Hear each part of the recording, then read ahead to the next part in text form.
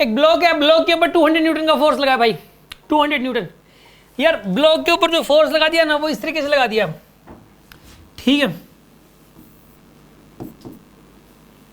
ऐसे हो जाएगा फोर्स 200 न्यूटन,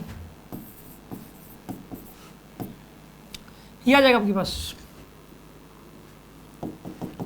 ये वाला एंगल 30 डिग्री, तो ये वाला एंगल भी कितना हो गया, 30 डिग्री हो गया, ठीक है। 200 न्यूटन आपने ऐसे लगाया, ये इस तरीके से इधर लग गया 200 न्यूटन, ठीक है ना। एंगल ये वाला 30 डिग्री, तो ये वाला एंगल भी 30 डिग्री। इनके कंपोनेंट्स लो आप, एक इधर आएगा, एक इस तरफ आएगा, इधर आएगा 200 cos 30 मतलब 100√3, और इधर वाला कितना आएगा 100 आएगा, ठीक है। ले लीजिए आपने कंपोनेंट्स, नॉर्मल रिएक्शन की तरह लगे। अब इस 200 को हटा दो, आप इसके दो कंपोनेंट ले चुके हो, आप इसके 2 कंपोनेंट ले चुके हो, ठीक है जी। नॉर्मल रिएक्शन किस तरफ आएगा, ऊपर की तरफ। कितना आएगा नॉर्मल रिएक्शन बताइए, 200 हो जाएगा। क्यों आया, क्योंकि एक तो mg हो गया 100 और एक 100 लग ही रहा है इसके ऊपर, 200 हो गया नॉर्मल रिएक्शन। अब एक बात बताइए, एफ एस मैक्स कितना आएगा इस केस में, F S max mu into N, mu है √3/2, नॉर्मल रिएक्शन 200, तो आंसर कितना आना चाहिए बताइए 100√3, एफ एस मैक्स 100√3 आएगा। तो यार 100√3 का फ्रिक्शन फोर्स लगेगा मैक्सिमम, आपने फोर्स कितना लगा रखा है बताइए 140√3 का, तो नेट फोर्स कितना हो गया 40√3, तो 40√3 का नेट फोर्स होगा, तो एक्सेलरेशन कितना हो जाएगा यहाँ पे। देखो फ्रिक्शन फोर्स तो लगेगा इसके ऊपर मैक्सिमम 100√3 का, जितना लग सकता है, और अब जो एक्सेलरेशन आएगा इसका net force by net mass, net force कितना है यहाँ पे 40√3, नेट मास कितना है 10, कितना एक्सेलरेशन आएगा 4√3 का, ये आएगा एक्सेलरेशन 4√3 मीटर पर सेकंड स्क्वायर।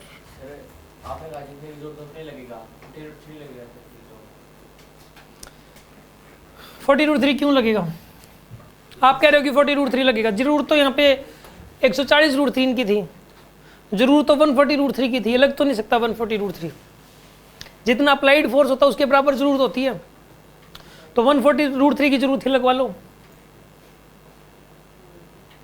आप एक बात बताओ, एक तो ये लग रहा है 100√3, एक ये लग रहा है 40√3, दो नहीं लग रहे इस पे, नेट अप्लाइड फोर्स कितना होगा जो ब्लॉक को चलाएगा, तो फिर जरूरत कितने की है 140√3 की जरूरत है, तो 140√3 लग नहीं सकता, तो फिर ये सोचता है चलो नहीं लग सकता तो क्या करें हम, जितना मैक्सिमम लग सकता है उतना तो लगे, तो मैक्सिमम 100√3 लग सकता है, चलती हुई अवस्था में भी 100√3 ज़्यादा से ज़्यादा लग सकता है। आगे समझ में, मोशन में तो काइनेटिक फ्रिक्शन लगता है, तो काइनेटिक ही है। जब एक ही म्यू दिया हुआ होता है तो एफ एस मैक्स को ही एफ के बोल देते हैं, जब एक ही म्यू दिया हुआ होता है। तो ये सिंगल म्यू दे रखा है, म्यू एस और म्यू के अलग अलग नहीं दे रखे, और जो म्यू दे रखा है वही म्यू एस होता है, वही म्यू के होता है, तो यही है काइनेटिक फ्रिक्शन भी 100√3।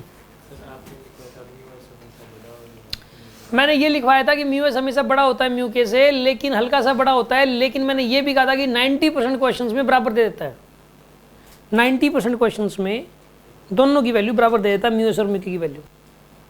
वो तो प्रैक्टिकली बताया था, थ्योरेटिकली तो कुछ भी दे सकता है, थ्योरेटिकली तो बराबर दे सकता है दोनों की वैल्यू।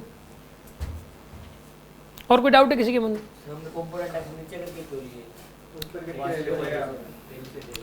ऊपर करके भी लोगे तो ऐसे ऐसे लेने पड़ेंगे, यहाँ पे ऐसे टेल से, टेल होनी चाहिए, टेल के ऊपर लेते हैं कंपोनेंट, या ऐसे नहीं लेते, ऐसे ऐसे ऐसे नहीं लेंगे, एरो तो टेल से शुरुआत करोगे ना आप, तो टेल को सेंटर पे ले आओ आप, क्योंकि फोर्स हमेशा सेंटर पे लगता है, फोर्स हमेशा कहाँ पे लगता है सेंटर पे लगेगा फोर्स, तो यहाँ पे जो फोर्स है वो तो हमेशा सेंटर के ऊपर लगेगा, आप इसको इधर ला के फिर करते हैं, ऐसे हमेशा ऐसे ही करेंगे हम लोग।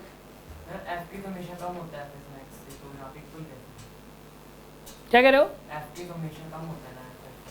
एफ हमेशा एफ एस मैक्स से कम होता है, मतलब एफ के, तो मैं कह रहा हूँ ना 90% क्वेश्चंस में बराबर ही होता है, हमेशा नहीं, प्रैक्टिकली हमेशा बड़ा होता है, लेकिन थ्योरेटिकली तो दे सकता है ना, थ्योरेटिकली तो बराबर दे सकता है क्वेश्चन में, ठीक है ना। ऐसा बहुत सारे क्वेश्चंस में, डीपीपी के अंदर क्वेश्चन में ऐसा था, ठीक है ना, आगे आगे भी ऐसे बहुत सारे क्वेश्चंस आएंगे, एफ एस और एफ के को सेम दे देगा आपको, ठीक है, एफ एस मैक्स और एफ के सेम आ जाएंगे, इस केस में एफ एस मैक्स और एफ के सेम है।